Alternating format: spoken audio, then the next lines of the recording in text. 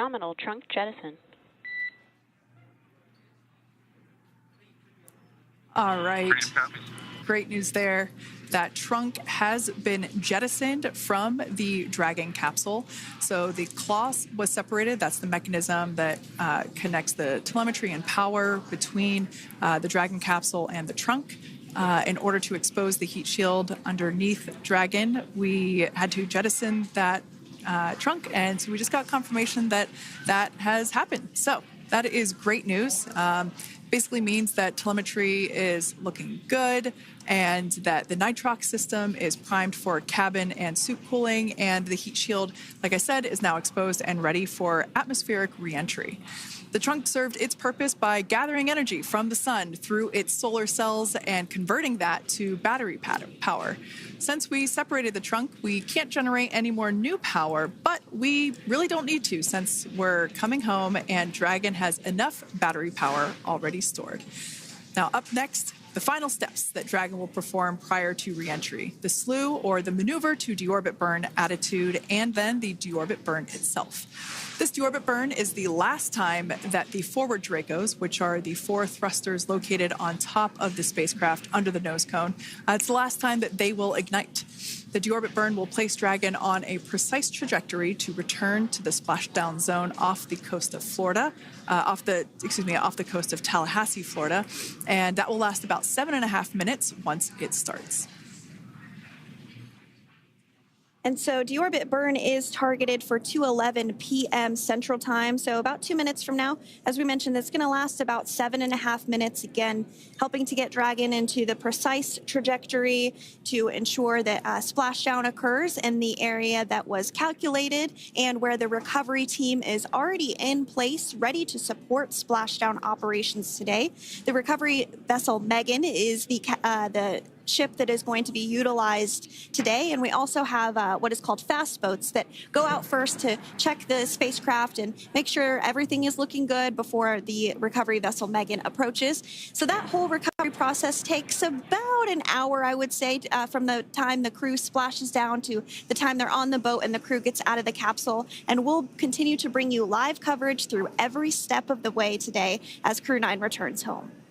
Indeed. Now, let's take a little bit of a closer look at Dragon. One of the great things about being close to the space station is that we can use space station cameras to look at Dragon. But now that Dragon is on its way home, we don't have those external cameras. So here's an animation of what the capsule looks like. We've got the pressurized section, the capsule on the top, and the trunk, or the unpressurized section, on the bottom. That's where those solar panels that we manufacture in-house are located, soaking up the energy from the sun and turning it into power for the capsule. At the very top of the capsule is the nose cone. That is where the Dracos, the forward Dracos, are located. That nose cone is currently open, not closed like we saw in that animation. Once we get through the final maneuverings for the re-entry phase, we will close the nose cone capsule just before Dragon begins its atmospheric entry to protect that forward hatch there located along with those forward Dracos. So go ahead. Oh, that's right. I was going to mention that the nose cone does open shortly after launch, and it remains open the entire time that Dragon is docked to the International Space Station. So as an example for this particular spacecraft, Freedom, since September when it docked to the International Space Station, remains open that entire time, and here shortly it will close for the very first time since September. So quick recap of what Dragon has done in recent history here. We basically began preparations for re-entry known as the deorbit sequence. So Dragon released the trunk. As we said before, we separated the claw, we released the trunk. It next will slew to the deorbit burn attitude. Slew basically meaning maneuver, so it will position itself correctly to execute that deorbit burn. We want the heat shield side to be facing forward, or first, if you will. We want that to be the leading edge of the Dragon capsule, as that heat shield is meant to basically be an ablative material for the heat that it will incur. Once we complete that deorbit burn attitude slew, we will initiate the deorbit burn itself. That will last for several minutes, expecting that to be to start here any moment now, actually, and then it will go until about 2:18 p.m. Pacific time or 5:18 p.m. Eastern time. And I did hear confirmation that deorbit burn is underway. As we mentioned, it's about a 7.5-minute burn. So within the last 10 minutes, Dragon has jettisoned its trunk and initiated the deorbit burn just seconds ago. As mentioned earlier, for those operations, NASA and SpaceX closely coordinate with the United States Coast Guard to establish a safety zone to ensure public safety and for the safety of those involved in the recovery operations, as well as the crew on board the returning spacecraft. Multiple notices are issued to the mariners in advance of and during recovery operations, and Coast Guard patrol boats are deployed to discourage boaters from entering the splashdown zones. So we do want to stress to the public the need to respect this safety zone.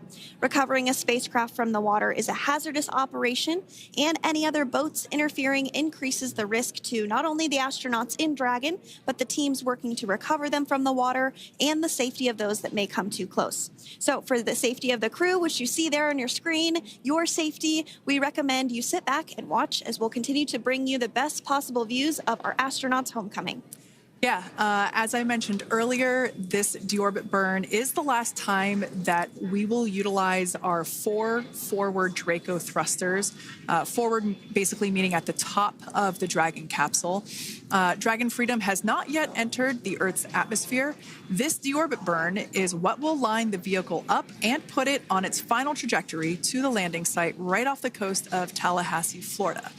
So basically, it is the last burn that the Dragon spacecraft executes and is what really locks it in for that precise landing. As you can see on your screen right now, Nick, Sunny, Butch, and Alexander are using their screens to keep tabs on the burn duration, the Draco firings, and trajectory details such as entry angle, spacecraft perigee, and how much distance remains until deorbit burn termination. As I mentioned earlier, Dragon is flying itself. So all the crew has to do is stay strapped into their seats and keep tabs on things. Although I must say, if I had one of those window seats, it would be pretty difficult to restrain myself. Now, with Nick, Sunny, Butch, and Alexander ready to deorbit and splash down back on Earth, they will be heading to one of 8 targeted sites supported by SpaceX and NASA. All of these sites are located off the coast of Florida, either in the Gulf of America or the Atlantic Ocean. Spreading the supported sites across multiple locations helps maximize the return opportunities for this mission and future crews, lowering the chance that we'll have to wave off due to bad weather. For those of you following along, you'll know that today's splashdown marks our final Dragon recovery on the East Coast. After 6 great years of successful recovery operations off the East Coast, we'll be moving all Dragon recovery operations back to the West Coast. And as always, NASA and SpaceX jointly select our splashdown location. And for today, the prime recovery site is off the coast of Tallahassee, Florida. The selection process works with a lot of different variables, including the space station's orbital trajectory or path that it follows, what landing sites are available and have favorable weather, how much free flight capability Dragon has for the trip home, and the sleep schedules for the returning crew members, as well as, of course, the big one, the weather. We'll start with calculating daily return options based off of the space station's current orbit and Dragon's capabilities to maneuver and line up for reentry. The time from undock to landing at the primary site can vary from less than 6 hours to more than 39. Getting home the quickest comes with some obvious benefits, but we always have to make sure the crew is properly rested for dynamic operations, preventing us from scheduling 20-plus hour days for them, of course. Trajectory and ballistic experts provide the daily opportunities that would line up Dragon with the 7 landing zones and split them into what we call ascending and descending opportunities. Dragon uses its Draco thrusters after leaving station to execute a series of altitude lowering maneuvers and to line up with the selected primary site. It can also change to different alternative sites while in a free flight if sudden weather moves in that we may need to avoid. So as we mentioned, weather is something we're constantly looking at, making the final call to proceed about 2.5 hours before the crew undocks. So for the Crew 9 return, we looked at a number of weather items. Some of the obvious ones are no rain or a chance of lightning in the recovery zone, both for the safety of the crew inside Dragon and the recovery teams in the water. And we're also looking for wind speeds to be less than 15 feet per second or about 10 miles per hour, and relatively calm seas so that we can safely execute recovery operations, which includes landing a helicopter on the recovery ship to fly Nick, Sunny, Butch, and Alexander back to Florida. Once Dragon began flying today, we had a number of additional checkpoints to either proceed towards the primary site, head to the alternate, or select a new zone based on real-time weather data. These checks happened all the way up until we were in the final hours before the deorbit burn, which has just about a minute or so left in it. And this is the last burn in the trip home that commits Dragon to re-entering the Earth's atmosphere. Now, we are currently waiting to conclude the deorbit burn. We've got less than a minute until that finishes. We will expect to hear a call out for nominal burn, which will confirm completion of that deorbit burn for Dragon Freedom. We can see images there from the touchscreen display panels that the crew utilizes in flight. We can see the visualization of exactly which one of the four forward Draco thrusters are firing. That's why you have kind of like a strobe effect there.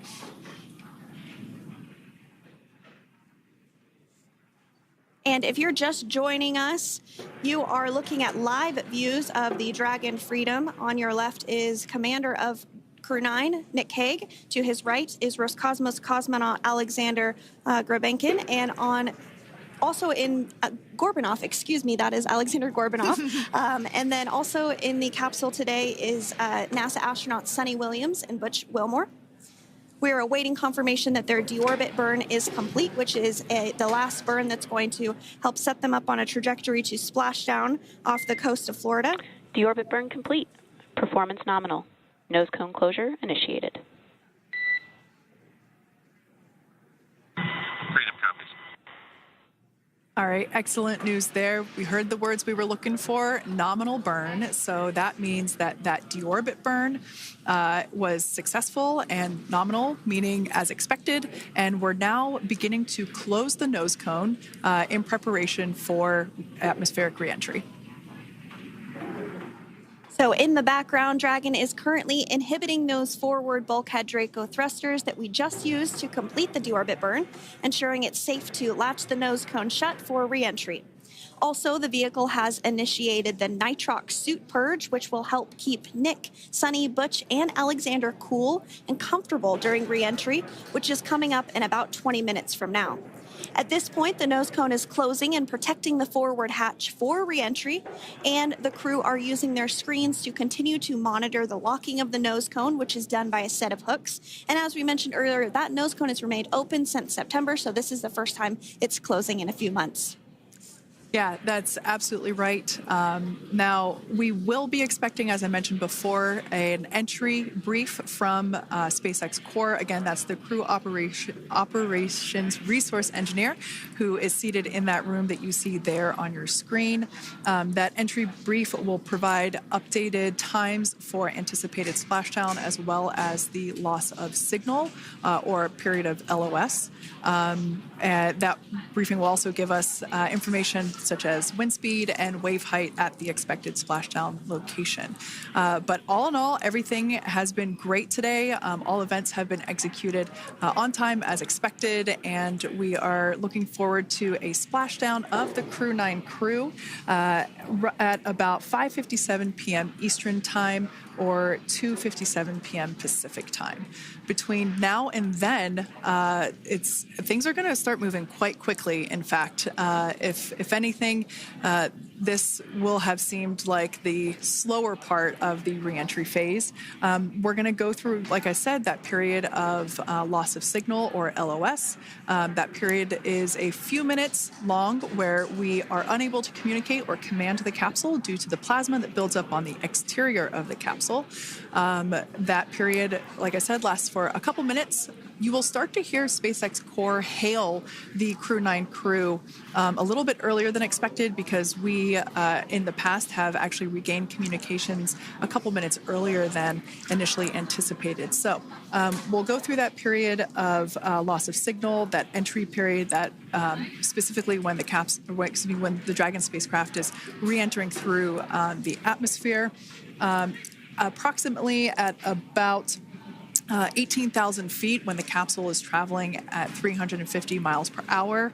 We will see our first views of parachutes for the day. It's one of my favorite moments of return sequences, is when we get to see the drogue parachutes. We'll see the drogues come out. Those drogues will help slow the vehicle down to about 119 miles per hour.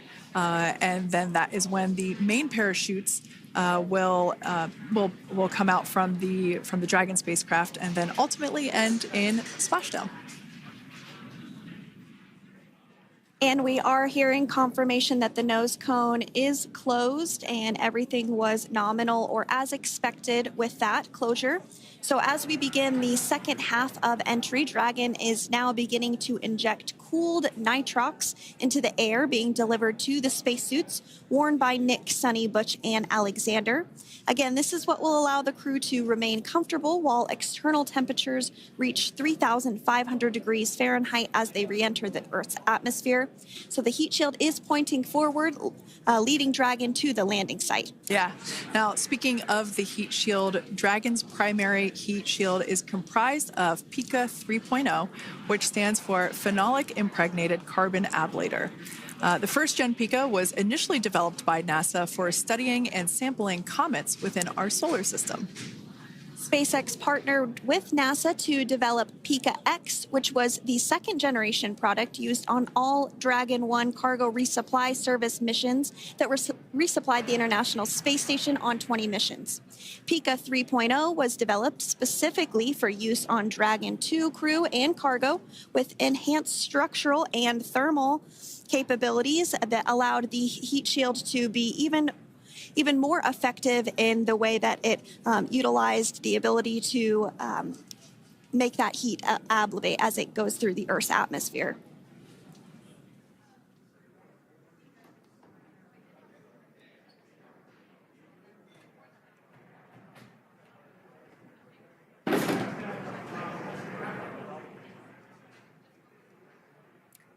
The remainder of Dragon is composed primarily of a SpaceX proprietary ablative material. It's another class of thermal protection which is lighter weight versus PICA and protects the underlying composite structure during reentry to ensure the structural capabilities are maintained. While Dragon will experience temperatures well over 3,000 degrees during peak reentry conditions, the characteristics of the thermal protection system, coupled with the environmental control and life support system in the pressurized interior, will ensure that Nick, Sunny, Butch, and Alexander stay cool and comfortable during all phases of reentry through splashdown. Now, if you've just recently joined us, we hope to regain views of our crew members inside Dragon Freedom. But we don't have those available at the moment due to ground station coverage. So we will bring those back to you as soon as we can. Now, after Dragon Freedom has re-entered the Earth's atmosphere, a series of parachutes will deploy to slow the crew's descent. First will be the 2 drogue parachutes, followed by the 4 main parachutes, and those will guide Dragon to its first contact with Earth since it launched back in September. Dragon will automatically deploy these parachutes when different pressure and positioning sensors on the spacecraft detect that they're at the right speed and altitude. Vehicle velocity at drogue deploy is approximately 350 miles per hour, and they deploy at about 18,000 feet.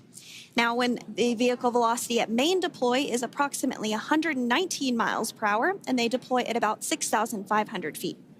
When Dragon splashes down in the water, the vehicle velocity will be about 16 miles per hour, so you can really see how those parachutes help to slow down the crew inside the capsule. The highest G-load the crew is expected to experience today is about 3 to 5 Gs. Yeah, when you think about really fun roller coasters, they're about in that range. So I'm sure that our crew on board will be well equipped to experience those Gs. It's nothing for them. They go through much more intense training. And so we are continuing to make our way through a number of milestones today. We did have trunk separation. Freedom, SpaceX. Nose cone is secure for entry. Freedom copies.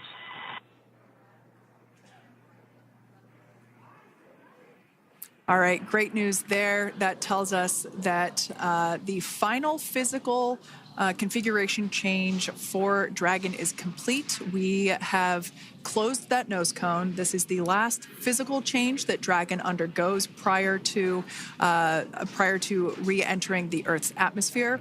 It's important that that nose cone is completely closed because underneath it is not only where the 4 forward Draco thrusters are located, but it's also because that is where the forward hatch is located. That is the hatch that is utilized for the crew to ingress and egress from the station while it is docked on board. And since our capsules are flight proven and we reuse them on future space flights, we want to make sure that all of the integrity of that hardware remains intact. So that nose cone is successfully closed, and we're going to start moving pretty quickly here. As I mentioned before, we'll go through loss of signal. We'll get that signal back several minutes later, and then we'll see the parachute action. Yep, and then that's all ahead of splashdown off the coast of Florida. We're targeting Tallahassee as our splashdown zone today at 2:57 p.m. Pacific time this afternoon. Now, you did mention the call to the crew. They'll do some additional calculations following that burn and potentially let us know if that splashdown time has changed at all. But right now, we are continuing to target 2:57 p.m. And you can see there on your screen a path of where Dragon will be re-entering today. So if you are in the southern tip of Mexico, you might have the opportunity to see Dragon. Because it's a daytime splashdown, you probably won't have too great of views, but potentially you'll have the opportunity to get a glimpse of it there. Once again, Dragon operators, they're monitoring the progress of Dragon through this re-entry phase. That is SpaceX Mission Control, located here in Hawthorne, California. That is also where the crew operations and resource engineer is seated. That person is the voice that we have heard multiple times and will continue to hear as the primary point of contact to the crew on board Dragon Freedom. We will also hear the voice of Commander Nick Hague. Basically, after we hear the Corps communicate something, we will hear Nick Hague indicate that they copy, that they heard the message well, some sort of recognition that the message was received. And if you joined us yesterday for our coverage during the undocking, we were communicating through something that's called a big loop. We do that when we're in integrated operations with the International Freedom, SpaceX, for entry sequence. Report when ready to copy. Ready to copy. All right, I've got some updated times for you. Our comm blackout start time is 2144. Our comm blackout end time is 2151, and our splashdown time is the same per your displays, 2157.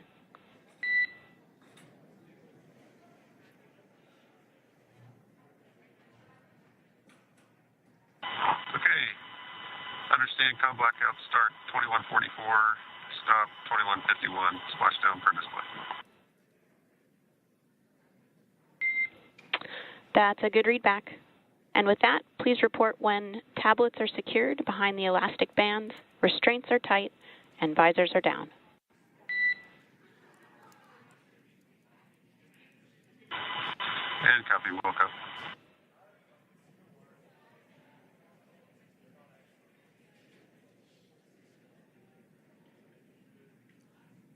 And with that communication from the Corps or Crew Operations Resource Engineer here in Hawthorne to Commander Nick Hague of Crew Dragon Freedom, we did hear that the loss of signal period is still at 2:44 p.m. Pacific, but we had a 1-minute adjustment to the acquisition of signal. That's going to now be at 2:51 p.m. Pacific time. However, our splashdown time remains the same at 2:57 p.m. Pacific time this afternoon off the coast of Tallahassee, Florida.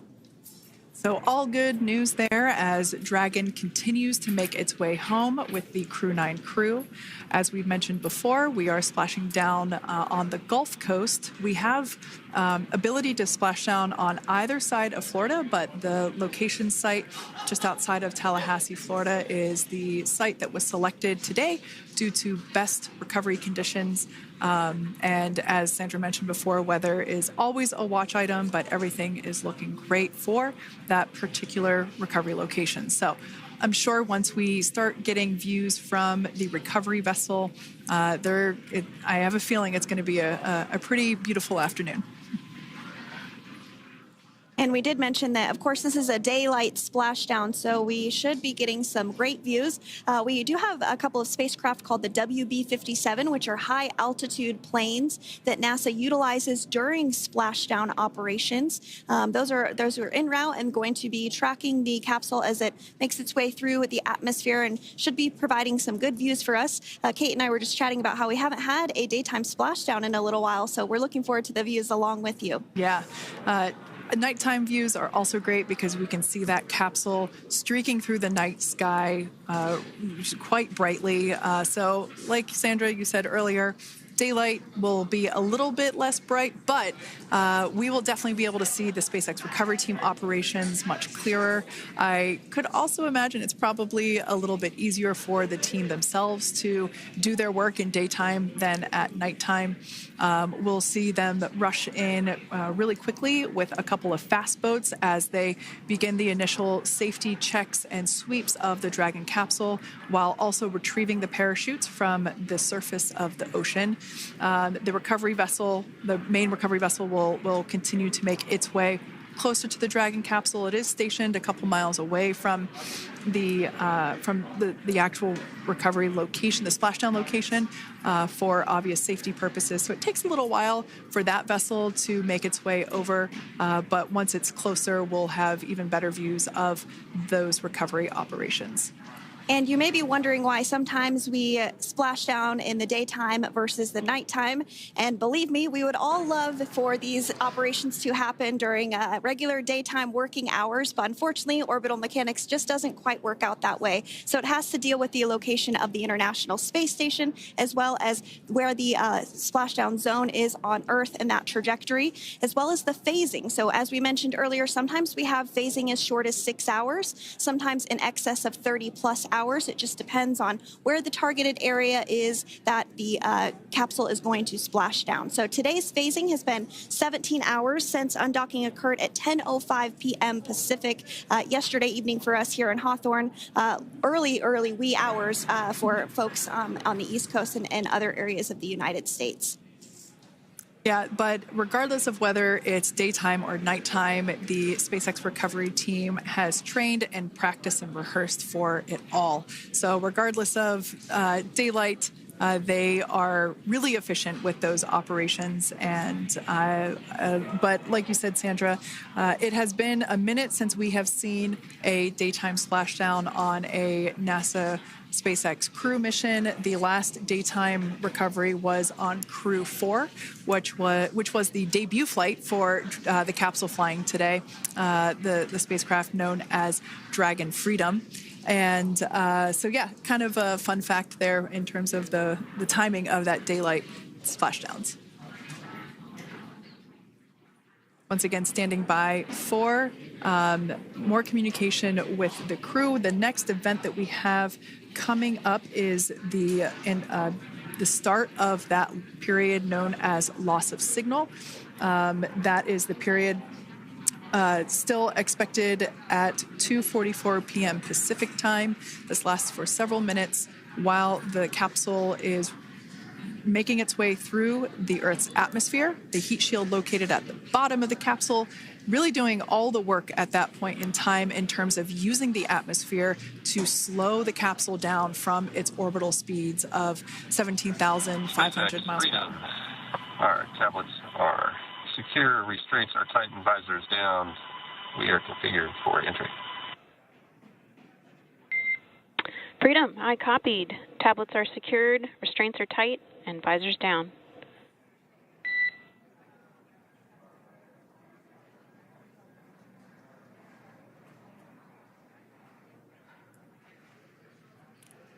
All right, great news there in terms of continuing to make progress. That back and forth communication we heard was just letting Core know that per their instructions, Crew 9 has now put away everything that was necessary in order to begin the re-entry, including those tablets that were located on their legs. Those are now stowed away. They've tightened that safety harness that we see there, and the visors are now down. So with all that being said, let's take a minute to meet our returning crew. U.S. Space Force Colonel Nick Hague is your Crew 9 commander. He was selected by NASA as an astronaut in 2013. This was his second spaceflight to the International Space Station and third launch overall. He spent 171 days in space with Crew 9 and has a career total of 374 days in space. During his mission, he completed a spacewalk with astronaut Sunny Williams. That was his fourth spacewalk, earning him a career total of 25 hours, 56 minutes of spacewalking time. Before Crew 9, Hague previously served as a crew member of Expedition 59 and 60 back in 2019. He flew with Alexei Ovchinin and NASA's Christina Cook. So this is his second time sharing the space station with Ovchinin. The Kansas native is a test pilot and distinguished graduate of the United States Air Force Academy. Nick spent 5 months in Iraq in support of Operation Iraqi Freedom. He voluntarily transferred from the United States Air Force to U.S. Space Force in 2021 and is an active colonel. His wife, Katie, is a retired U.S. Air Force colonel, and they have 2 sons. NASA astronaut Sunny Williams is a mission specialist for Crew 9. This was her third visit to the International Space Station. She originally launched aboard Boeing Starliner spacecraft and arrived at the space station on June 6th. Following the agency's decision to return Starliner uncrewed, she became an Expedition 71 and 72 crew member, where she logged 286 days in space on this mission. But Sunny has a total of 608 days in space, the second most time in space by a U.S. astronaut. 5 minutes until predicted comm blackout. We'll see you on the other side at 21:51.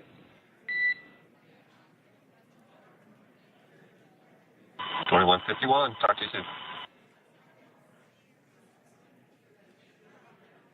And with that call out from the Crew Operations Resource Engineer to Commander Nick Hague, letting them know that everything is looking good ahead of the loss of signal period.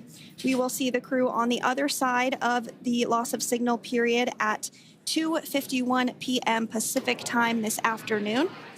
Continuing on about Sunny Williams, who has a total of 608 days in space, the second most time in space by a U.S. astronaut.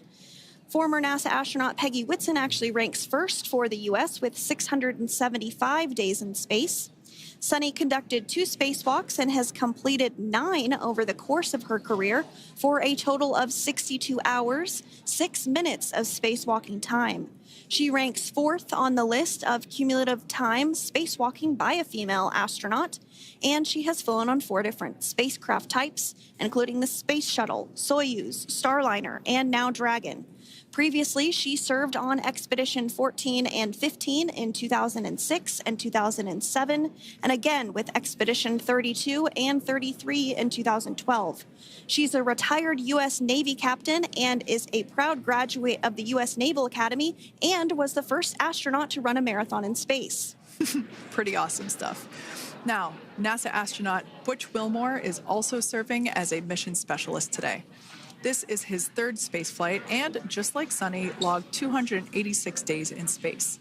He conducted 1 spacewalk and completed 5 over the course of his career, earning him a total spacewalking time of 21 hours and 2 minutes. He's flown on 4 different spacecraft types throughout his career: the Space Shuttle, Soyuz, Starliner, and now Dragon. Previously, the Mount Juliet, Tennessee native served on STS-129 in 2009 and Expedition 41 and 42 from 2014 to 2015. Wilmore is also a retired captain in the U.S. Navy. Next up is Alexander Gorbanov, who is the 3rd mission specialist serving on today's mission. Crew 9 was his first space flight to the space station, earning him a total of 171 days in space over the course of his career. Gorbanov, along with Nick Hague, saw the arrival of 4 visiting vehicles and saw the departure of 4 as well. The duo orbited the Earth more than 2,700 times since September. Before his cosmonaut selection in 2018, Gorbanov worked as an engineer for a rocket space corporation and helped support cargo spacecraft launches from the Baikonur Cosmodrome in Kazakhstan.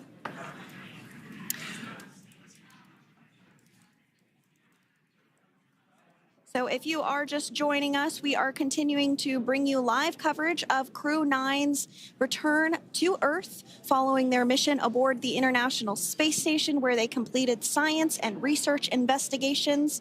We are targeting splashdown off the coast of Florida at 2:57 p.m. Pacific time. The next major milestone that we'll look ahead towards is what we call loss of signal, or LOS, when we won't have communications with the crew because they will be re-entering the Earth's atmosphere. And during this process, there is plasma that builds up around that heat shield, so we are not able to communicate with the crew, but we are anticipating to regain communications with the crew at a short time from now at 2:51 p.m. Pacific time today. As we said before, everything continues to look good for the return of the Crew 9 team. We are about to go into that period of loss of signal. Once we get views of the crew inside the capsule, once again, we will be sure to bring those to you. But that period of time is when plasma is building up on the exterior of the capsule, generating heat in excess of 3,500 degrees Fahrenheit. So we are unable to communicate or command the spacecraft at that time. And that includes, unfortunately, video feeds as well. So as soon as we get the views back inside Dragon, we will bring those to you. But until then, we are going to stand by and continue to monitor the progress of Dragon.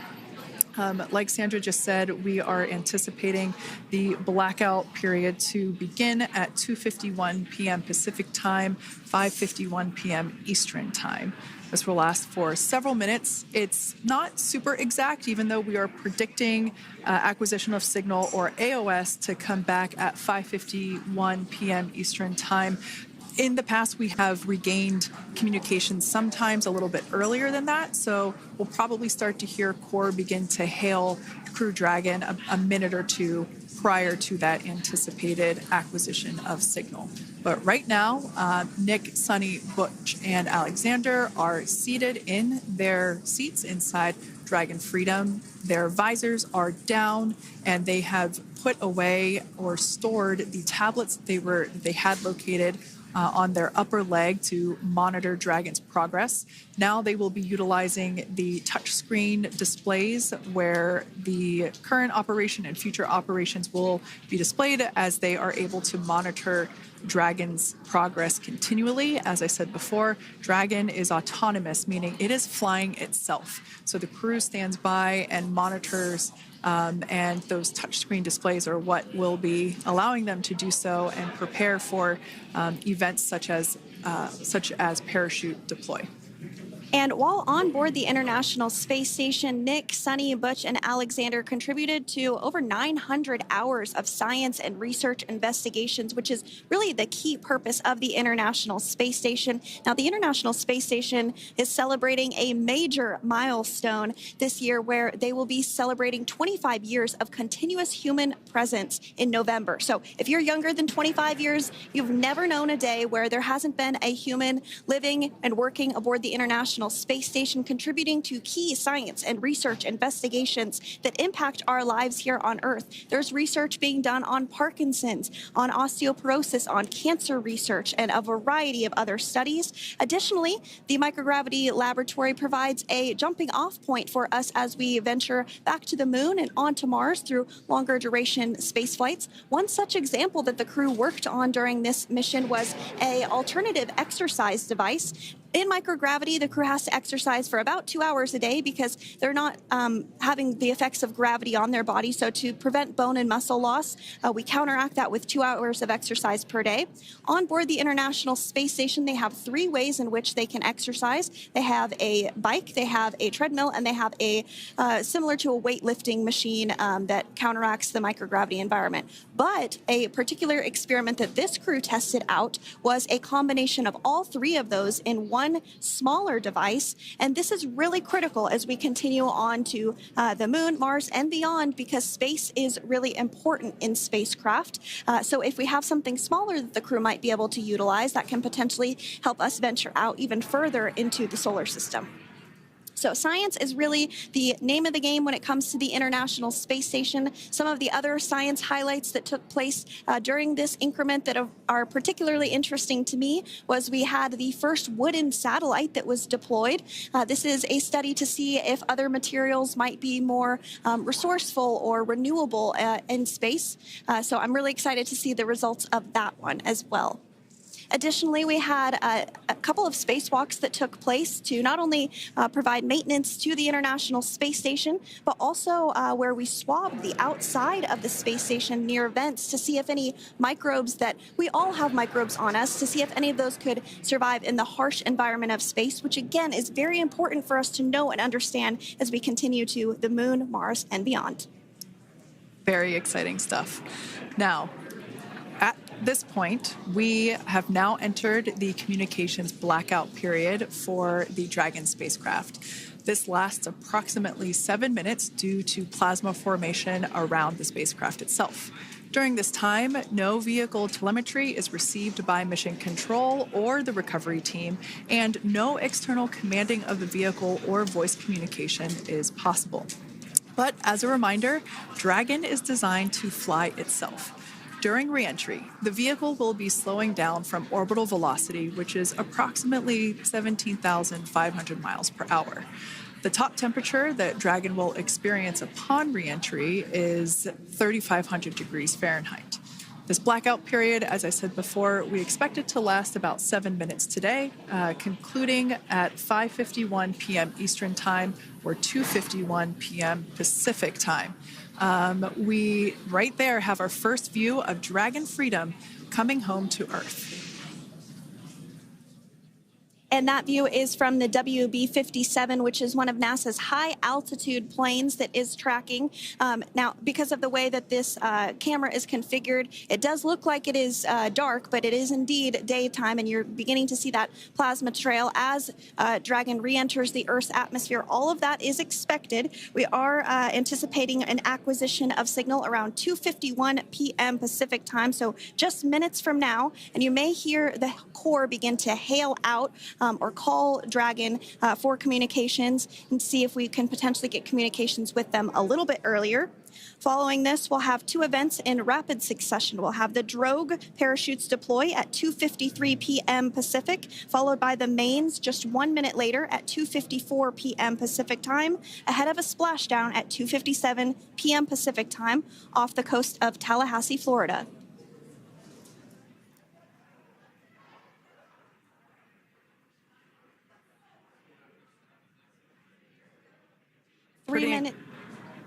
Pretty incredible views of the Dragon spacecraft making its way home back to planet Earth with the Crew 9 astronauts on board. Once again, this view is coming from the WB-57 plane. That heat shield we can see doing magnificent work as it works to... Freedom, SpaceX, Comcheck.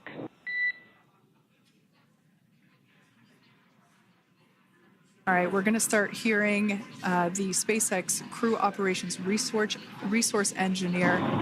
SpaceX, Freedom is with you. 4.6 feet. Enjoying the ride. Copy that, Freedom. Great news there from Commander Nick Hague reporting back. We see a healthy flight computer. Expect automated chute deployment. Freedom copies. Like we said before, things moving very quickly as Dragon Freedom makes its way home. Next event coming up will be deployment of the drogue parachutes. This occurs around 18,000 feet. GPS has converged. Expect nominal altitude for drogue chute deployment.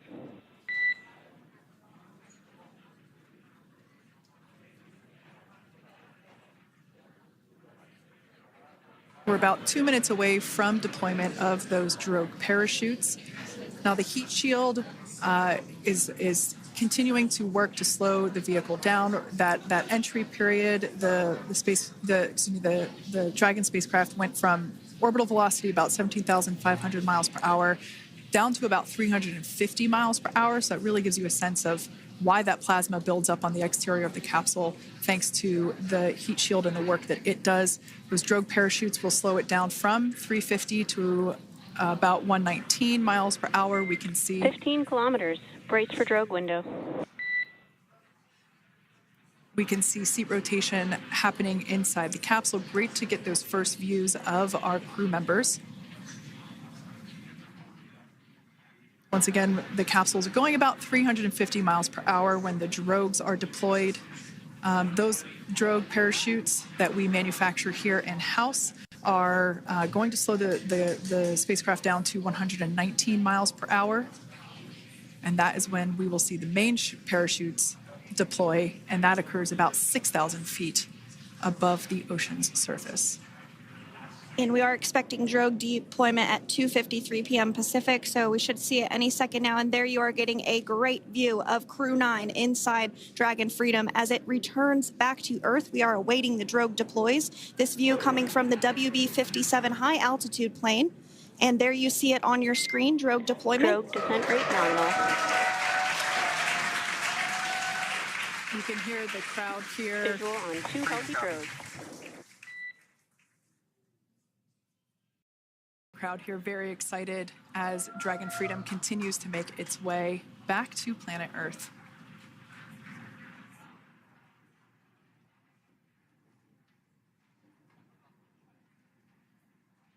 Next up, we'll stand by for the main deployment of the parachutes. The mains are quite a bit larger. You'll be able to notice the difference on your screen once they deploy, and they continue to ensure that the Dragon spacecraft slows down even further. As we mentioned, Freedom will be traveling 16 miles per hour when it splashes down off the coast of Tallahassee, Florida, here at 2:57 p.m. Pacific time this afternoon. And there we go. We have visual on 4 healthy mains. That view was from inside. Freedom copy.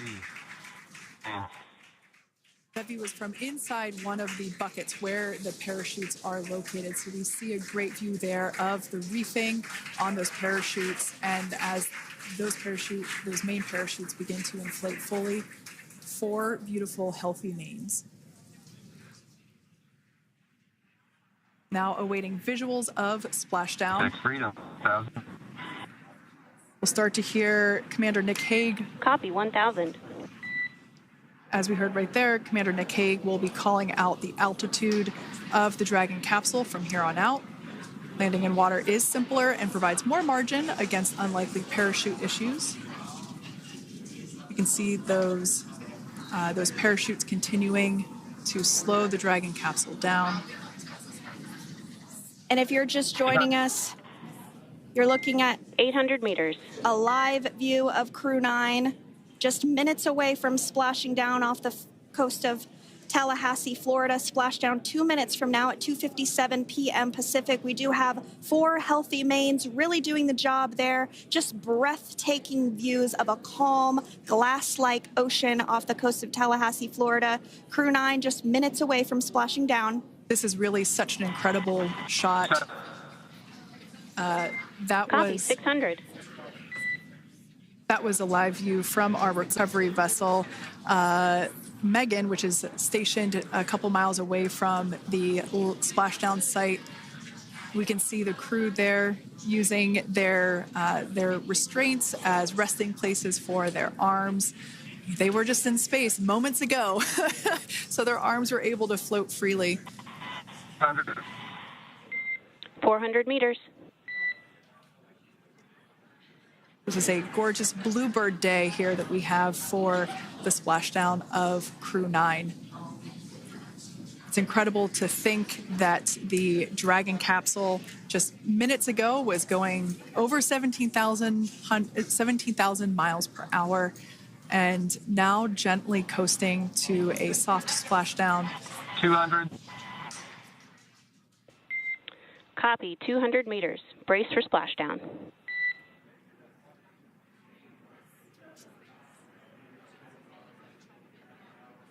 As you can see there on your screen, continuing to monitor progress of the Dragon spacecraft. And we're going to stand by for splashdown located in the Gulf of America off the coast of Tallahassee, Florida.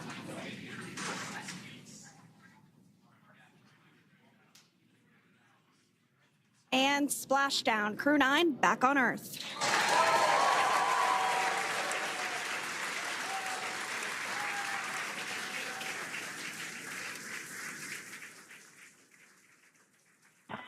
And SpaceX Freedom, splashdown. Good main release. Copy, splashdown. We see main chutes cut.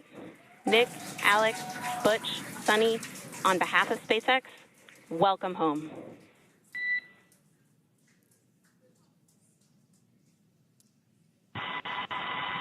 It is an amazing, what a ride. I see a capsule full of grins ear to ear.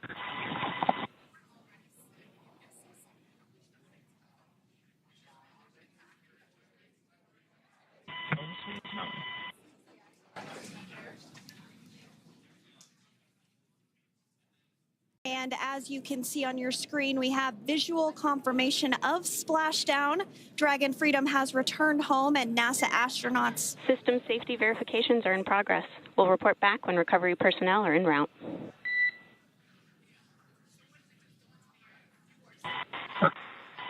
Understand. And we're in section 2, 4.800 landing response. And looking for your word on if it is necessary.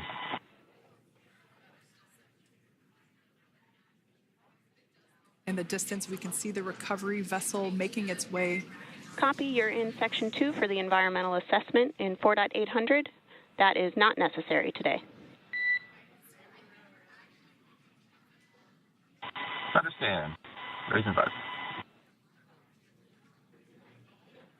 So we will continue to have communications between the Corps and Nick Hague, the commander of Crew Dragon Freedom, which just splashed down 2 minutes ago off the coast of Tallahassee, Florida. Dragon Freedom has returned home with NASA astronauts Nick Hague, Sunny Williams, Butch Wilmore, and Roscosmos cosmonaut Alexander Gorbunoff. They're back on Earth after approximately 17 hours of a return journey from space. The SpaceX recovery ship and team have been waiting for Dragon's splashdown, and they will now make their way to the splashdown location. The teams have been ready and waiting about 3 nautical miles away, so it's going to take them about 30 minutes or so to make their way and to... SpaceX Freedom. Pretty sure we're in stable 1. Copy, stable 1. We see the same. It's going to take about 30 minutes for the recovery team to make their way over to Nick, Sunny, Butch, and Alexander, who are still seated and secured inside that Dragon spacecraft there on your screen. Incredible views there of that thermal protection system, or TPS. That Dragon capsule was pristine, white color before it departed the station, and we can see how the reentry phase, the thermal protection system did its job. Now, if you're wondering what that hole, that like bucket area is, that is underneath the side hatch. That is where the main parachutes were stored. So when we saw the Dragon capsule docked at station, it looked very different. The panel that protects and covers the main parachutes, that was still intact, as well as the panels that enclose where the drogue parachutes are located. We can see those fast Freedom, boats. SpaceX is go for recovery personnel to approach. Expect personnel alongside in the next few minutes. Freedom copies. We can see those fast boats. We weren't kidding when we said they were fast. While it does take about 30 minutes for the main recovery vessel to make its way over to the capsule, these fast boats will be doing a couple of things simultaneously. A couple of them are going to be working to retrieve the parachutes that you see in the background there of this drone shot. Those parachutes will be retrieved from the ocean surface. We want to make sure we are able to pull those out. The recovery vessel there closest to the spacecraft is going to be performing some safety checks. We can see there they're using an instrument that is basically working to detect if there are any hypergolic vapors or fumes that are still residing in and or around the Draco thruster nozzles or outlets. The hypergolic fuel, which is necessary for on-orbit burns to maneuver the spacecraft. Unfortunately, those hypergolics are unable to be breathed. They are toxic, and so this team here is doing those initial safety checks to make sure that it is safe for the rest of the recovery team to approach the spacecraft. They're also checking to make sure that any residuals from the pyros are safe and are not going to cause any issues. We can see the team working their way around the spacecraft to do these these sniff tests on all of those Draco thrusters.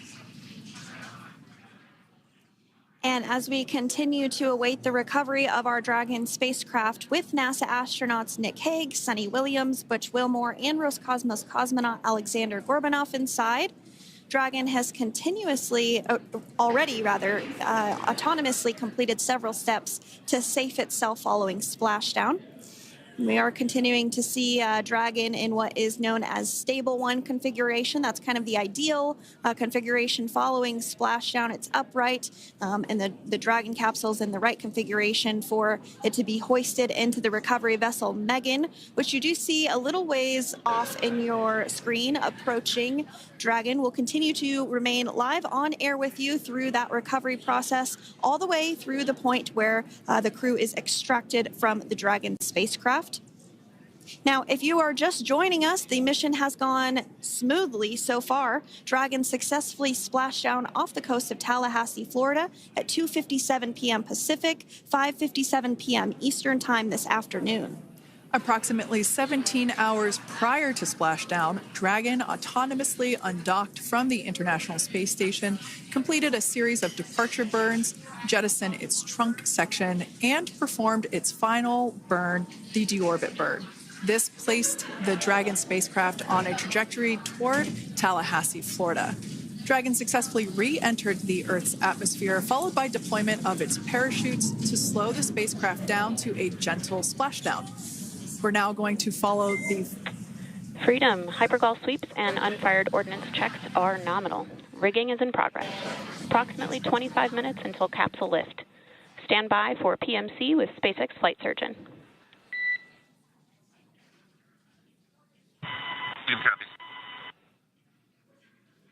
And so what we did just hear there was communications that those hypergol checks were complete. They didn't find any of that upon those checks, so we'll continue to move through the timeline. Next up is a process called rigging, which you see happening right now on your screen. This is when a SpaceX recovery personnel actually works to climb aboard the capsule and work through procedures ahead of lifting onto the nest of the recovery vessel Megan. We heard it's going to be about 25 minutes or so until that lift actually takes place.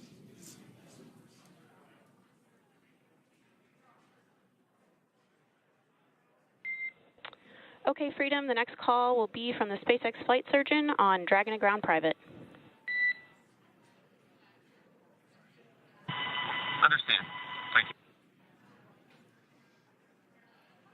Callouts there indicating that the crew will have the opportunity to do a quick check-in with the SpaceX flight surgeon. This is standard procedure for every Dragon spacecraft when it returns to Earth. It's just an initial check-in, make sure everybody is doing okay. They will also have another check-in with the flight surgeon once they are on board that recovery vessel that you see there in the background. We can now see that SpaceX recovery team member they're on top of the Dragon spacecraft. They are going to be working to install plugs in the Draco thrusters to ensure that none of those and to ensure that no more hypergolic fumes or vapors come out from the spacecraft. They'll also place harnessing around the spacecraft that are required in order to lift it out of the water. Go ahead, Sandra. Continuing to get some views of the recovery personnel, both the main recovery vessel, Megan, as well as some of those fast boats that we've discussed previously. It looks like just a beautiful day there out off the coast of Tallahassee, Florida. Weather was pristine. We were able to get undocked from the International Space Station as expected at 10:05 p.m. Pacific time yesterday evening, and Crew Dragon has since completed steps ahead of its splashdown at 2:57 p.m. Pacific, and we're now stepping through procedures to get Dragon hoisted up onto the Megan recovery vessel and get the crew extracted out of the spacecraft.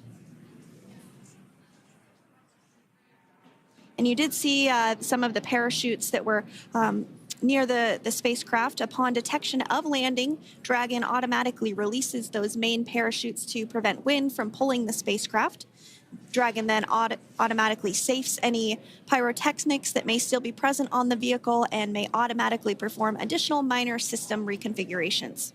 The astronauts will remain seated and in their suits at this point, but the onboard air conditioning keeps things temperature controlled inside the spacecraft so the crew remains comfortable, and the communication systems. Freedom, SpaceX, ComCheck. SpaceX, this is Freedom. We loud and clear. Copy that, Freedom. Have you loud and clear as well, and Dragon to ground is no longer private. Understand, thank you. As we saw there on the screen, we have a couple of fast boats in the recovery fleet that have quickly moved into the splashdown location. They are being followed by one of the main recovery vessels, which will move into position upwind of the spacecraft. The two fast boats have very specific roles. Excuse me. The first approach is focused on immediate safety inspection, as we saw. They do this for spacecraft integrity and checking for any presence of those hypergolic propellant vapors. And this ensures that it is safe for the recovery vessel to approach Dragon. Once Dragon is cleared for full approach, as we heard is the case today, the team begins rigging the spacecraft for water recovery by the recovery ship. The second fast boat is responsible for parachute recovery and also serves as a redundant boat to the first one that makes the initial approach to the Dragon spacecraft. As we saw a little bit earlier, we were also able to see one of the recovery team members get on a jet ski to help gather up the parachutes that were automatically detached from the Dragon spacecraft upon splashdown. And it will take a little over 10 minutes for the recovery crew to complete their safety checks. Once they complete, the team will begin preparing Dragon to be lifted, and as you see, they are preparing for that to take place at this point. As part of the preparation for this lift, one member of the recovery team has climbed on top of the spacecraft already so they can attach Dragon's hoist rings and connect to the lifting lines. It will take us less than an hour to raise Dragon to the recovery boat and remove the crew from the spacecraft. After medical checkouts, the crew will return to land within 4 hours by helicopter. And if no additional medical assistance is needed, the crew will board a waiting NASA plane and depart for Houston.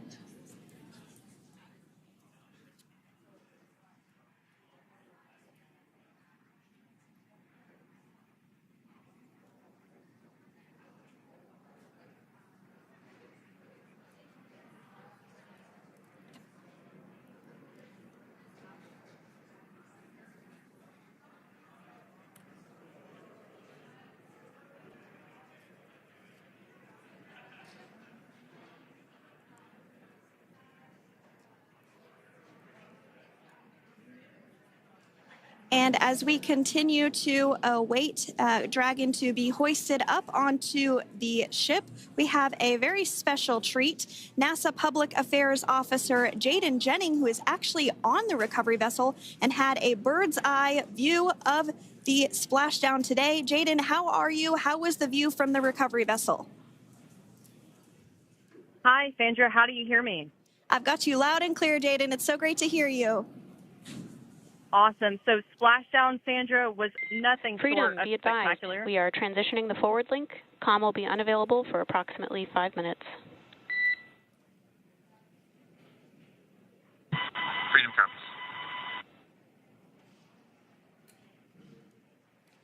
Thanks so much, Jaden. We did just have some communications letting us know that we'll have about a 5-minute period where we won't be able to hear from the crew. So please go ahead, tell us, how was the view from the recovery vessel? Absolutely. Yeah, I was mentioning earlier, splashdown was nothing short of spectacular. And we were stationed about 1.5 nautical miles away from the splashdown zone and had great visuals here on the recovery vessel Megan. We actually saw a little of the smoke trail as the spacecraft was coming in. And then moments later, we spotted those drogue chutes, and this was quickly followed by 4 healthy white and orange main parachutes. We then tracked Dragon all the way down as it slowly propelled into the ocean. And I think I speak for all of us on the ship when I say a new core memory was made today, and we are looking forward to having Crew 9 on board with us a little later. Jaden, that is amazing. Now, obviously, we are watching it here on camera, and the landing conditions look pretty good, but how was it from your perspective? What is the sea state out there? Absolutely. Absolutely. So we've had optimal conditions for splashdown, and today it is sunny and 63 degrees outside right now with clear skies, light winds, and calm seas. The sea looks absolutely beautiful right now, and light blue with the sun reflecting from it. And Kate, I think the crew's going to like what they feel weather-wise on this picture-perfect day for splashdown off the coast of Tallahassee. Thanks so much, Jaden. It certainly looks like a beautiful day. Can you tell us a little bit about the journey of the recovery forces to get to this point? Sure. So one unique aspect of this recovery was the onboard training on station conducted for Butch and Sunny to ensure they were ready to return on a Dragon spacecraft. That training covered all aspects of their return, including nominal and contingency departures, the orbit burn, splashdown, and post-landing ops, which is what this team is preparing for now. As for the recovery teams themselves, we started the day taking a series of helicopters out to the vessel. And as standard, the recovery director and crew support teams were on that first helicopter out and took the time to get everything prepared on the ship. About 2 hours before splashdown, they deployed those fast boats and jet skis into the water. I was actually on the second helicopter out, and we were on the vessel about an hour and a half before splashdown and landed on top of the helicopter pad on the Megan. And the teams have been working diligently across their respective disciplines this week, executing what can only be described, in my point of view, as a logistical masterpiece, just ensuring every detail has been in place for Crew 9's return. That is such great news. I'm so glad that you're able there to experience it in person. Now, can you tell us a little bit about what's next to retrieve the crew for the recovery personnel on board? Yeah, Kate. So coming up next, Dragon will be hoisted into the on-deck translation system, or the nest, at the aft end of the ship, and then will be translated pretty quickly towards that egress platform. We'll perform another series of safety checks as final precautionary measures just to make sure there are no hypergolic vapors present before opening that side hatch. And then once that side hatch of the spacecraft is open, the crew will be assisted out of the capsule one by one from NASA and SpaceX. Freedom, SpaceX, comm check. Freedom's got you loud and clear. Thanks, Nick. I've got you loud and clear as well. We have completed our forward link transition. Copy.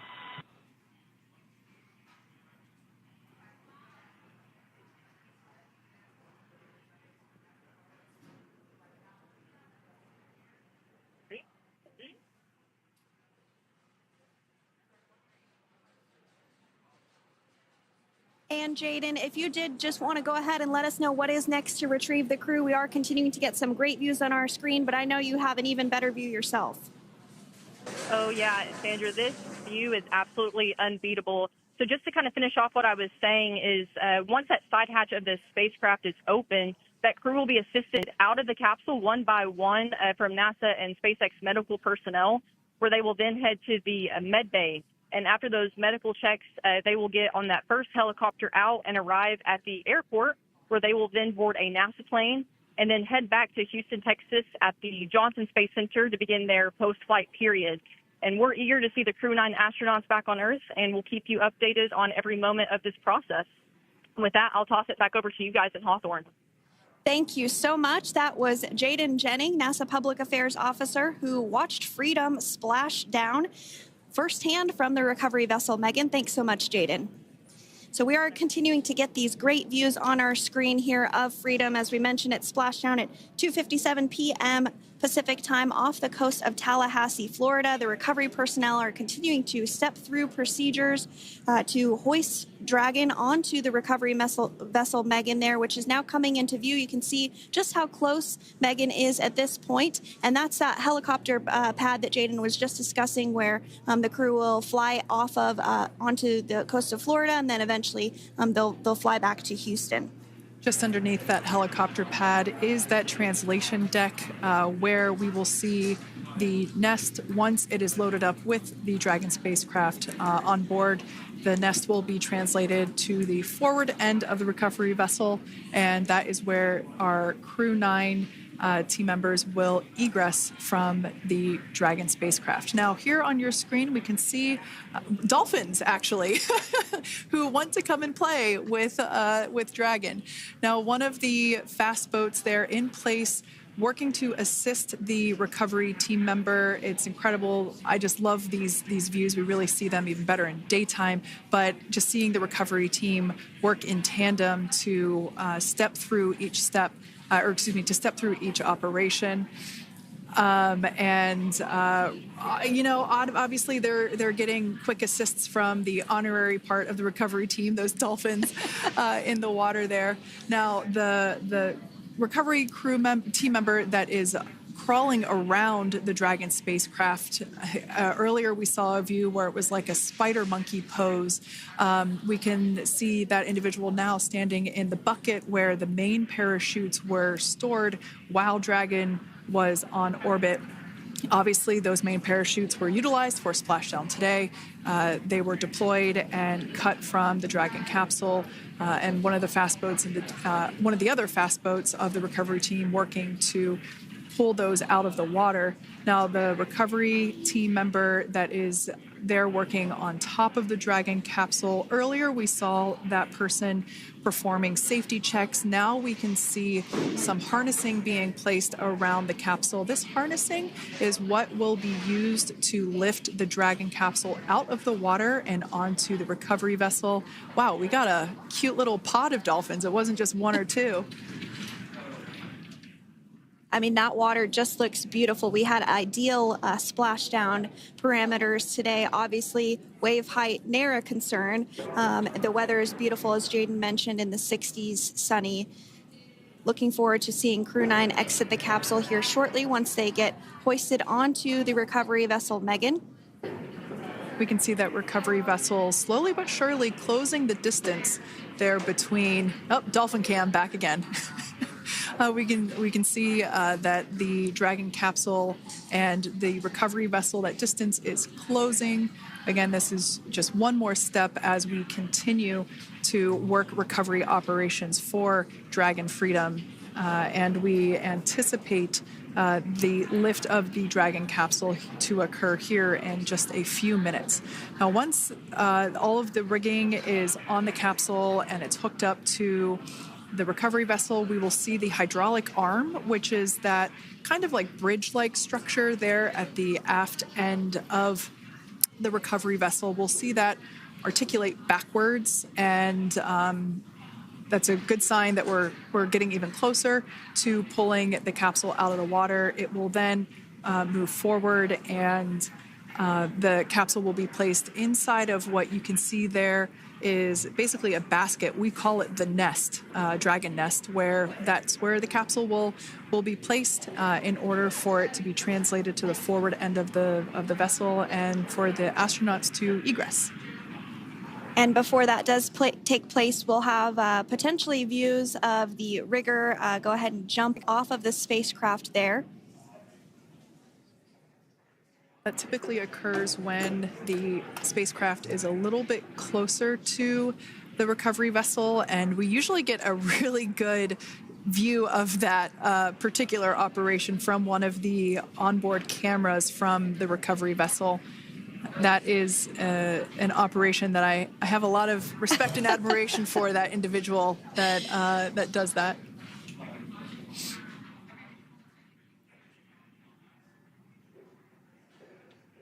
So again, Dragon continuing to get closer and closer to the recovery vessel, Megan. You see some of those ropes now coming into view as well. If you are just joining us, Crew 9 splashed down off the coast of Tallahassee, Florida at 2:57 p.m. Pacific time with NASA astronauts Nick Hague, Butch Wilmore, Sunny Williams, and Roscosmos cosmonaut Alexander Gorbanov. They're now working through procedures to hoist this spacecraft up onto the recovery vessel Megan. We just saw that hydraulic arm get lowered into the lifting position. That arm will be the mechanism that is utilized to lift Dragon up and out of the water and into the nest located there at the aft end of the recovery vessel. And the recovery vessel being used today is, as we mentioned multiple times, is named Megan, but that's actually after NASA astronaut Megan MacArthur, who flew on Crew 2 a couple of years ago.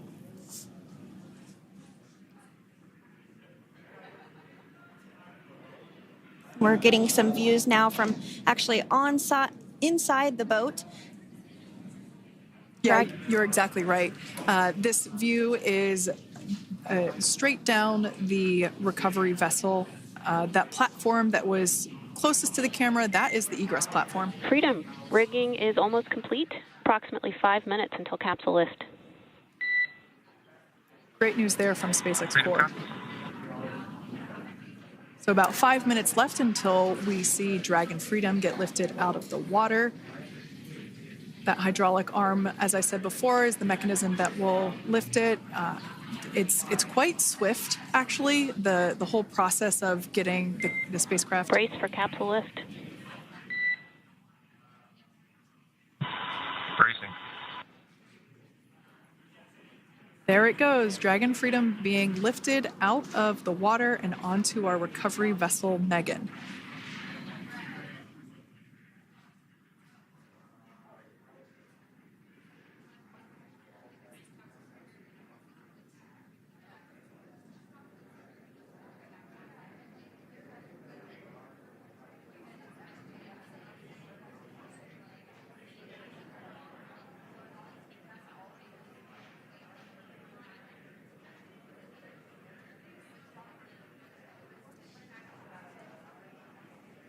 So once securely on... Welcome aboard the recovery vessel. Recovery personnel are completing final checks and stand by for translation to the egress platform. Freedom copies. Great news there, letting us know that Dragon Freedom has been successfully recovered from the water's surface. If you've just joined us, we had an on-time splashdown at 5:57 p.m. Eastern Time, and we can now see that the water recovery operations are continuing to progress. The nest where the Dragon spacecraft is located is going to get moved forward. This will happen after one of the recovery crew members does some checks, and we'll also see some hosing. Obviously, the spacecraft splashed down in salt water. Salt water is corrosive, and we want to try and rinse out as much of the salt water as possible to reduce that corrosion on the metallic structures. So we can see some guidance there being provided, really steering the spacecraft properly into the Dragon's nest. And it's been 30 minutes since Dragon splashed down, and as you can see there, the spacecraft is already on board the recovery vessel Megan. Things continuing to move very smoothly today throughout the entire operations from the deorbit burn up until this point as well. And Freedom, it looks like the positioning wasn't quite right, so they are working on repositioning the capsule in the nest now. Okay, copy that. Thanks. And with that, the team is just going to adjust the Dragon spacecraft a bit so that it's in the right position ahead of translating up a little bit closer ahead of the side hatch. So the team is now going to step through the procedures to ensure that that takes place. While Dragon does fly itself autonomously, it clearly is unable to park itself autonomously. We want to make sure that the Dragon capsule is properly seated there in that nest.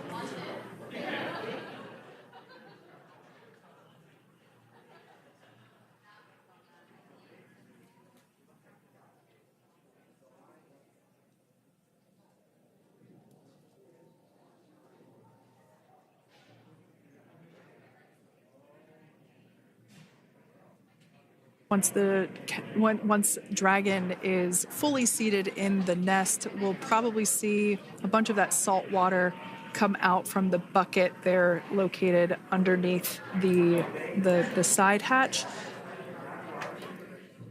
See some salt water splash out. As I mentioned before, one of the recovery team members will begin hosing down the exterior of the spacecraft.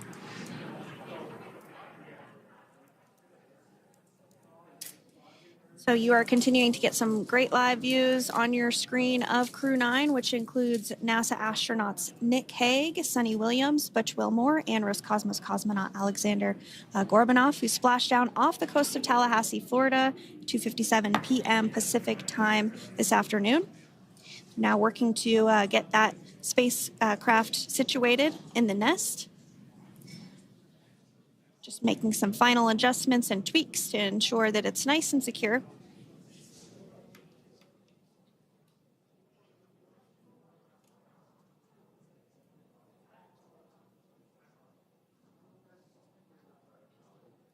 Once the spacecraft is seated and secured and oriented correctly in the nest, Dragon will be moved into the hangar located underneath that helipad that we saw earlier from the aerial views during recovery. All right, Freedom, looks like you are settled into the nest now. Team is working through hypergol sweeps. Copy all.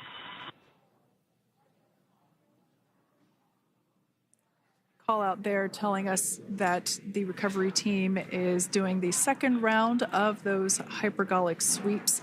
This helps ensure that everyone, all the recovery team members that are located basically right where this camera is located on, towards the forward end of the recovery vessel, that they will all be safe once the spacecraft is translated forward. So we're just doing some additional steps to make sure that the hypergolic propellant that is utilized for maneuvering the Dragon capsule while on orbit, making sure that none of those vapors are still present on the exterior of the capsule. That's right. And there are a variety of individuals on board the boat that help with recovery operations. Not only do we have the recovery personnel that you see here, but we also have a doctor that will check out the crew members as standard procedure. As with any spacecraft that is returning from space, we always perform a medical check with the crew. So you will see the crew come out of the capsule and be placed on stretchers, just like with the Soyuz landing and with all of our Dragon splashdowns. That is the nominal procedure.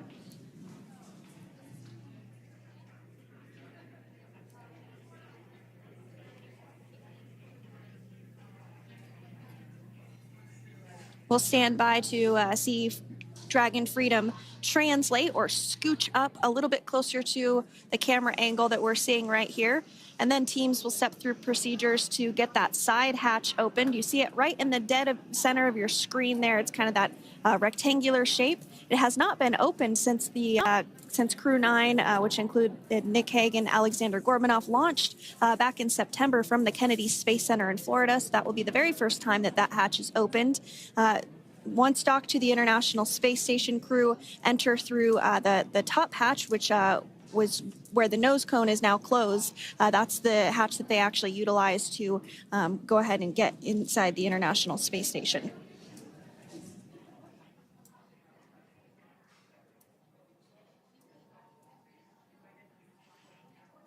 So as we get a little closer to that hatch opening procedure, you might start to see more individuals come into frame for some of that support.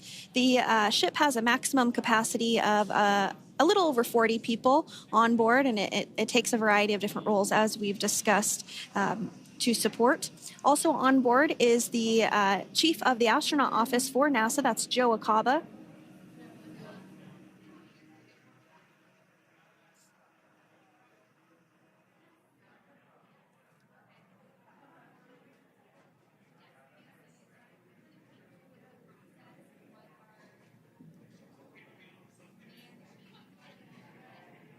Now, while we are standing by for translation of the Dragon spacecraft to the platform there, the recovery platform that we see in the foreground, it is important to note that Nick, Sunny, Butch, and Alexander will be getting assistance from the recovery teams while exiting the spacecraft.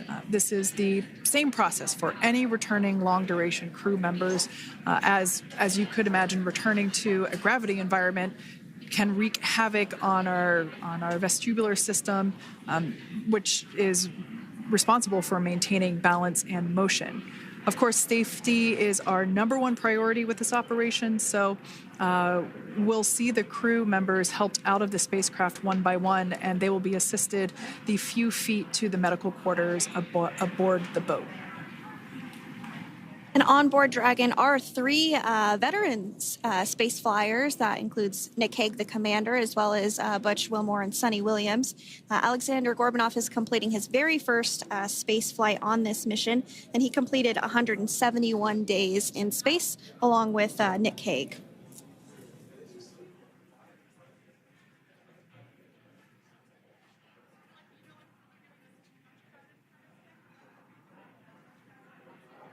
For those of you that have just recently joined us, well, I would encourage you to hit that rewind button and go back a few minutes. It was a beautiful splashdown of Dragon Freedom with the Crew 9 cohort on board. They had an on-time splashdown at 5:57 p.m. Eastern Time, 2:57 p.m. Pacific Time. We can see that the spacecraft... Freedom translation is in progress. Copy, and seal it. We can see that spacecraft was successfully recovered from the ocean surface and is now being washed with fresh water, as obviously they splashed down in salt water. So we're trying to rinse off as much of that salt water as possible. And we can see the spacecraft continuing to move closer and closer to that recovery deck. Freedom, the crew is working on side hatch opening now. Expect hatch open in about 2 minutes. Okay, copy that. And Kira, just wanted to say that you guys, you and the team did an awesome job, both uphill and downhill. Just really, really impressed. Thank you. Thanks, Nick. It's been an honor. This is a pretty exciting moment coming up. We are working to open the side hatch. One thing that may not be obvious from, just looking at the spacecraft here is that this side hatch that we're about to open, the last time it was open was when this spacecraft was at the launch pad. This side hatch is what is used for initial capsule ingress and final capsule egress, but all comings and goings from the spacecraft while it is on board the space station are from the forward hatch, which is located at the top of the spacecraft under that nose cone. So this is a pretty exciting moment because it will be the crew's first breath of fresh air since boarding their ships at the start of their journeys last year. And the very first person that will have the opportunity to say hello to the crew once that hatch is open is a SpaceX medical recovery personnel representative. Then we'll see procedures take place to remove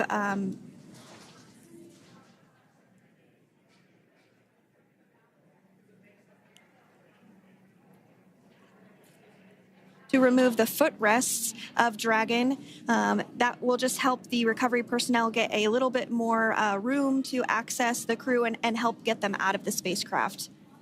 Yeah, you're absolutely right. Safety is, once again, top priority here, and removing those footrests from all 4 seats will be helpful as a SpaceX recovery team member will actually go into the capsule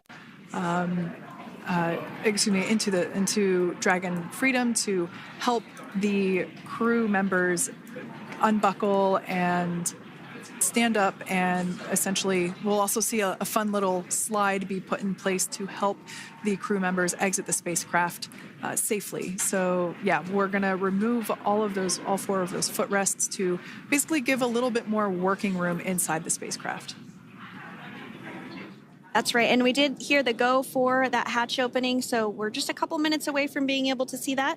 And then we might be able to get the chance to see a couple of views inside of the Dragon and see the crew following their splashdown. Now, opening that side hatch isn't quite like opening the door to your car. We have to depress the seal around the side hatch, as well as, we'll now see them open that side hatch up.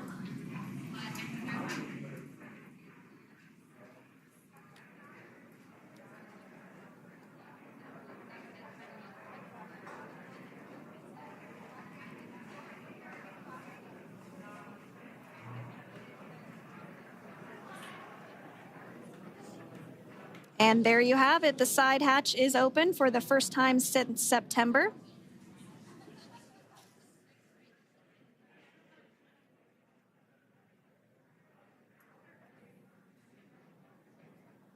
We can see some of the protective equipment there that was brought into frame that will help protect the edge of the side hatch, one, from any potential damage. Oh, we can see the recovery crew member there taking photos of the side hatch seal. This is part of the standard operation for recovery. These photos will get saved into our procedure. We'll then install that protective frame around the side hatch. This helps to ensure that the side hatch itself, the edges of it, incur no damage while crew members are coming out from the spacecraft.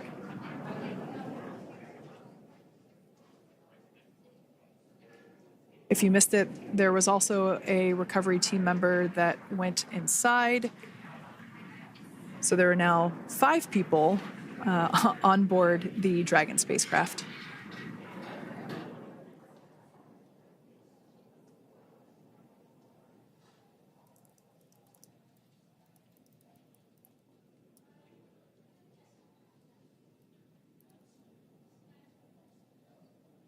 And if you are just joining us, it has not yet even been an hour since Crew 9 splashed down off the coast of Tallahassee, Florida at 2:57 p.m. Pacific time. The crew is now on board the recovery vessel Megan, and the hatch is open. The next major milestone that we'll see is when the crew will actually egress or exit the spacecraft. But before that, they'll continue to, the recovery personnel rather, will continue to install that protective area around the hatch and then remove the footrests. So we're a couple minutes away from seeing the crew egress, but not too long away.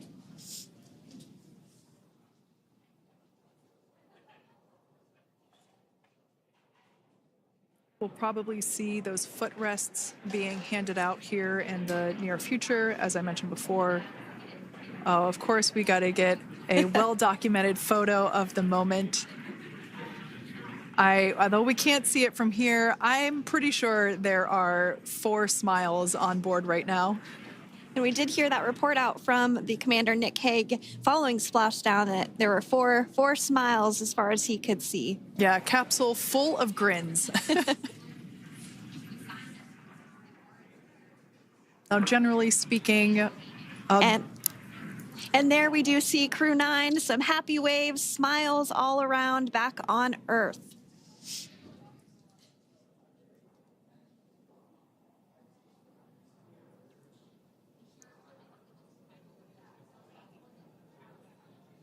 Generally speaking, we have the individuals in the 2 center seats of the spacecraft exit first.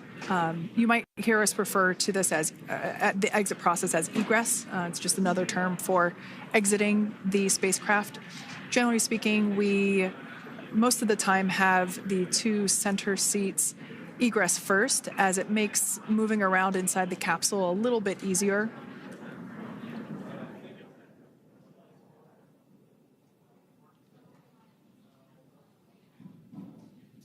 We can see the tablets that were previously located on the upper leg of the crew members. We can see those being handed out to the recovery team. Those were taken off prior to the entry phase, to spacecraft reentry. Those had to be stored and secured prior to dynamic operations.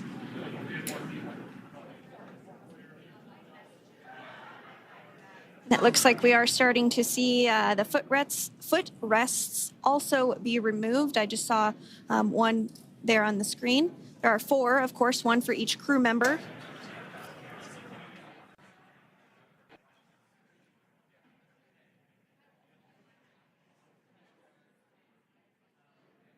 Those footrests are made out of carbon fiber and are actually sized appropriately for each crew member, as everybody has different measurements and different leg lengths.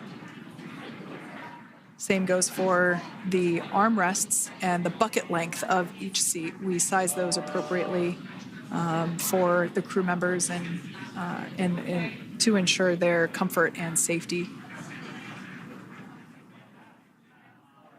I believe we just saw the little ramp that is used to help slide the crew members out from inside the spacecraft.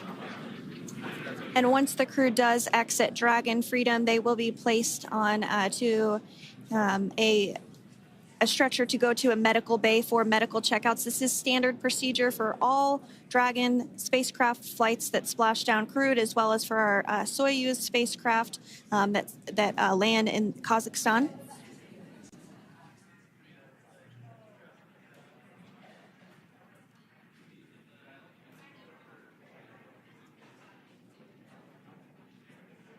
We could see the exterior of Dragon Freedom quite clearly in this shot, and it's such a beautiful sight. I personally prefer the capsule when it has some of that charring from atmospheric reentry. It is the signature sign of a capsule that has returned to Earth.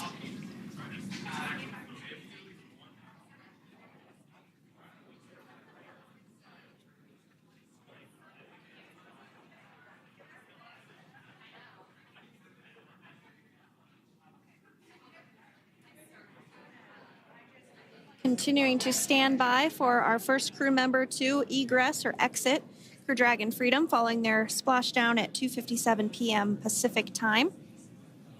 Dragon undocked from the International Space Station at 10:05 p.m. Pacific just yesterday, so it was about 17 hours of phasing.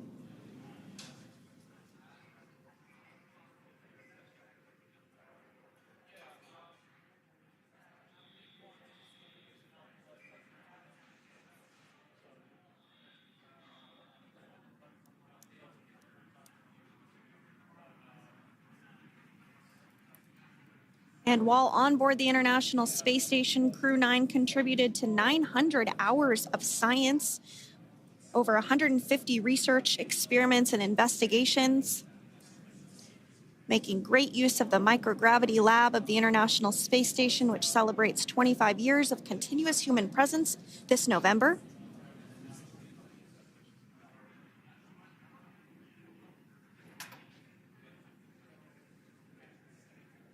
Looks like we're about to get our first crew member here upon egress of the Dragon spacecraft.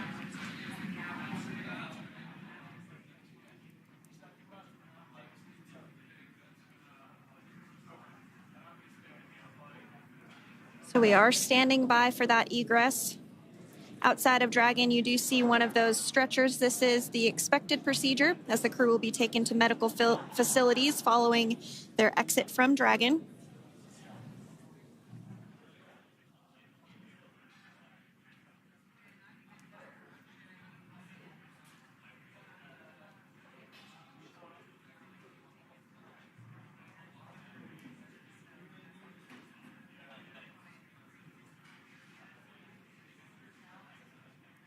We can see folks on board clapping as our first crew member.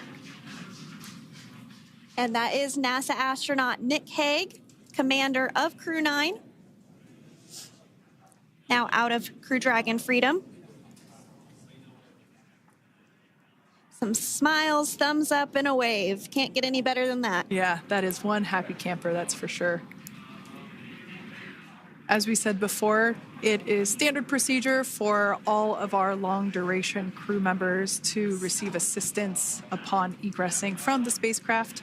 We basically help them move off of the recovery deck and into the private medical quarters for their initial consultation with the SpaceX flight surgeon. So we'll see that take place for all 4 of our crew members today.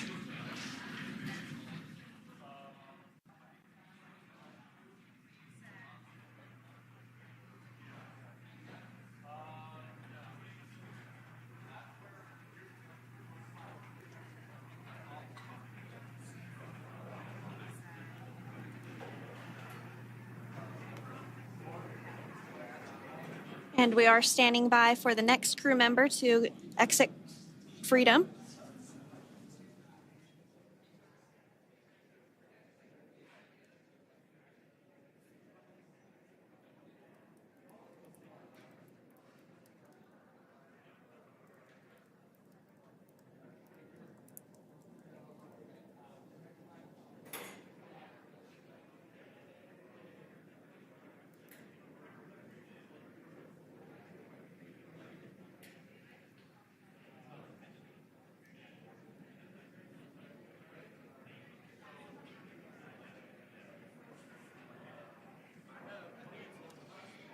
Next up out of the capsule, we expect Roscosmos cosmonaut Alexander Gorbanov. His first space flight. Spent 171 days in space alongside NASA astronaut Nick Hague. Looks like we're getting some cheers and clapping on board as Alexander is slid down the little ramp and placed into the mobility aid. Once again, big smile.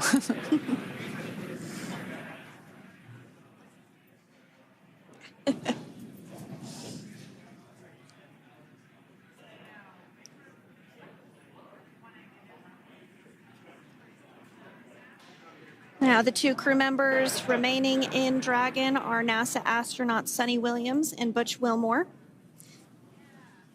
They completed 286 days in space. One of the remaining footrests being removed from the Dragon spacecraft.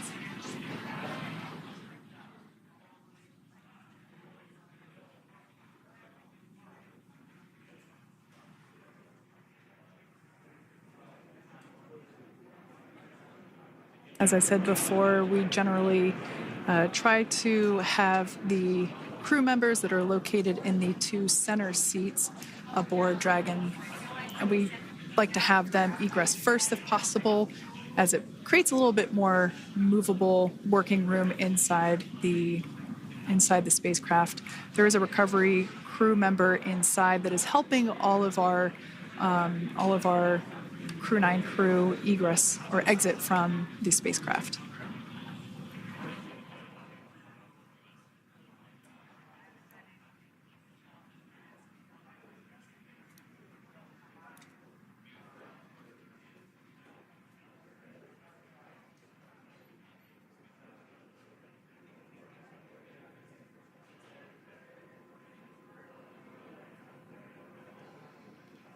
We are standing by for the next crew member to egress or exit Crew Dragon Freedom following the splashdown not even an hour ago at 2:57 p.m. Pacific time.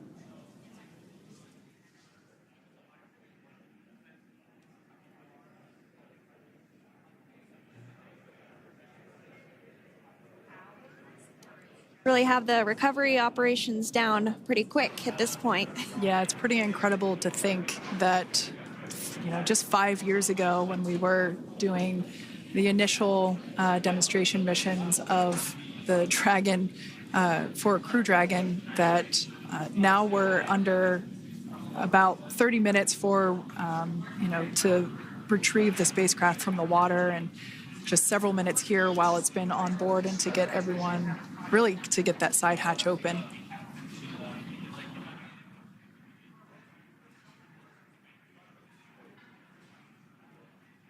For those of you that have just recently joined, the Dragon had an on-time splashdown. It looks like we're getting our next crew member here. That is none other than Sunny Williams. Big smile, big waves. She, like her other crew members, now will be assisted onto the mobility aid.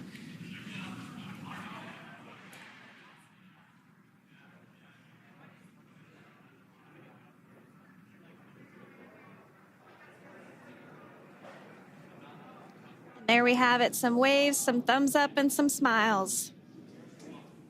Definitely seems to be a theme among all recovery operations. Absolutely. And of course, that leaves NASA astronaut Butch Wilmore inside Dragon in seat 4.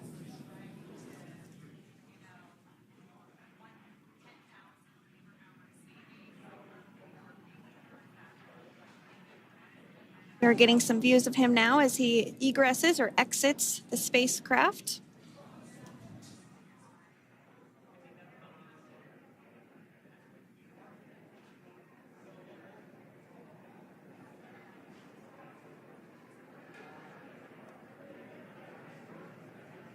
Once again, some elation and cheers there from Butch Wilmore.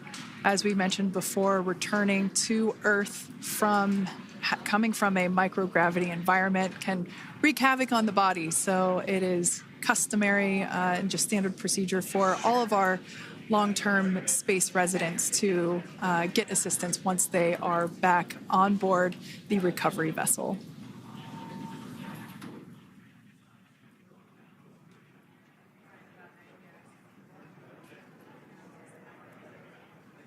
Well, now that Nick, Butch, Sunny, and Alexander are safely back home on Earth and getting checked out by the NASA medical team, we're going to wrap up our live coverage of their return. The Crew 9 mission began a little differently than usual since Butch Wilmore and Sunny Williams were already aboard the space station when Nick Hague and Alexander Gorbunoff arrived on the Crew 9 spacecraft in September. Having arrived as the crew flight test crew for Starliner, Wilmore and Williams were fully incorporated into the space station's Expedition 72 team and began research and other work aboard the station along with the other crew members. Williams commanded the orbiting laboratory for much of the expedition.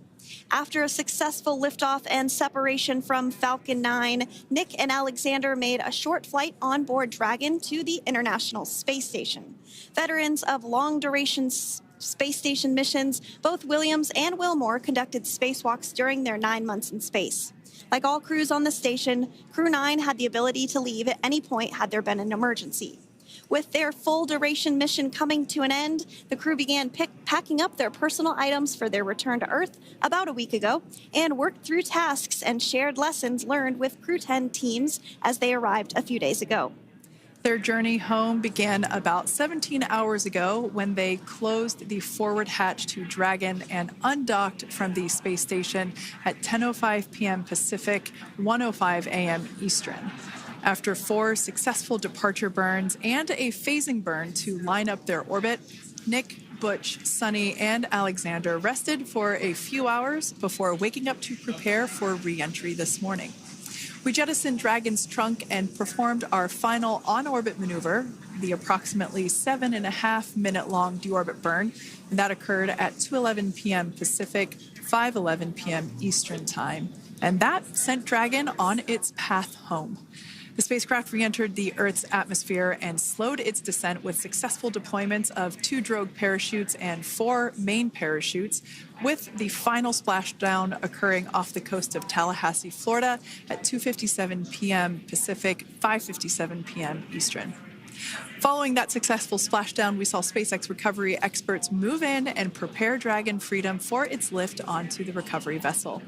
And just a little less than an hour following splashdown, we saw Nick, Sunny, Butch, and Alexander make their way out of Dragon and into the recovery ship's medical facilities, safe and sound. Next up, they'll catch a helicopter flight back to shore, where they'll transfer to aircraft that will take them home. The astronauts will take a NASA plane for the short flight back to Houston, where they'll be reunited with family and friends to bring an end to this mission. It's been an honor and a privilege to share their journey with all of you as we continue this new era in human spaceflight. Return today marks the end of the direct handover we executed after successfully launching the Crew 10 mission to the space station just last week on Friday, March 14th. Thank you, as always, for joining us for tonight's coverage of the splashdown of Crew 9. Remember to follow SpaceX on X and NASA online and on social media for updates for the very latest on crew and cargo flights to and from the International Space Station. And we'll continue to share the progress of Nick, Sunny, Butch, and Alexander on social media as they travel back home. We do also have a post-splashdown media briefing coming up at approximately 4:30 p.m. Pacific, 7:30 p.m. Eastern, where leadership will share a final update as we conclude this successful mission. So, from all of us at NASA and SpaceX, welcome home, Crew 9. So long.